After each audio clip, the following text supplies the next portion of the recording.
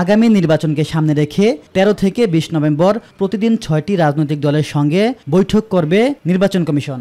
আসন্ন ত্রয়োদশ জাতীয় সংসদ নির্বাচন অবাধ, সুষ্ঠু এবং নিরপেক্ষ করার জন্য নির্বাচন কমিশন যা যা করা প্রয়োজন প্রত্যেকটা কাজই করবে। এদিকে রোববার দুপুরে নির্বাচন ভবনে সাংবাদিকদের সাথে কথা বলেন ইসির সিনিয়র সচিব আক্তার আহমেদও। প্রবাসী ভোটার আমরা অ্যাপটা লঞ্চ করতে চেয়েছিলাম 16ই নভেম্বর, তো 16ই নভেম্বরের পরিবর্তে আমরা এখন এটা করব 18ই নভেম্বর।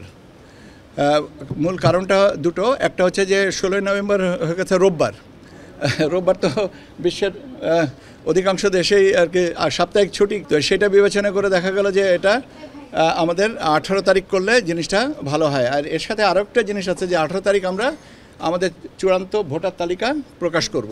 এ সময় আমজনতার দলের সদস্য সচিব তারেক রহমানকে অনশন ভেঙে আইনগতভাবে আপিলের পরামর্শ দেন তিনি। আইনগতভাবে আমরা যেটুকু আমাদের দিক থেকে বলার আমরা সেটা বলেছি চিঠির মাধ্যমে। আমি আন্তরিকভাবে আবেদন করব যেন এই অনশন ভঙ্গ করে আমাদেরকে আইনগতভাবে জিনিসটা সুরাহার দিকে নিয়ে যাবেন।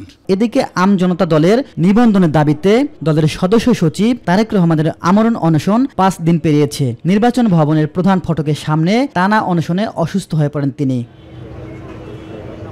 রোববার তারেক রহমানের আমরণ অনশনের সঙ্গে সংহতি প্রকাশ করেন বিএনপি নেতা ইশরাক হোসেন। কেন তারেক রহমানকে রাজনৈতিক দলের নিবন্ধন দেয়া হবে না, আর যদি ওনাকে না দেয়া হয়ে থাকে আর কোন কোন দল শর্ত সম্পূর্ণভাবে পূরণ করে নিজেদের নিবন্ধন সম্পন্ন করেছে সেটি প্রত্যেকটির অডিটেড রিপোর্ট জনসম্মুখে পাবলিশ করতে হবে। এ সময় তিনি বলেন, রাজনৈতিকভাবে ত্যাগী ও নির্যাতন নেতা তারেক রহমানের নেতৃত্বাধীন দলটিকে নিবন্ধন না দেওয়াটা রাজনৈতিক বৈষম্যের প্রতিফলন। আমরা জোরালো দাবি জানাচ্ছি অবিলম্বে তার নিবন্ধন দিতে হবে। ইলিয়াস মাতবর, মাই টিভি, ঢাকা।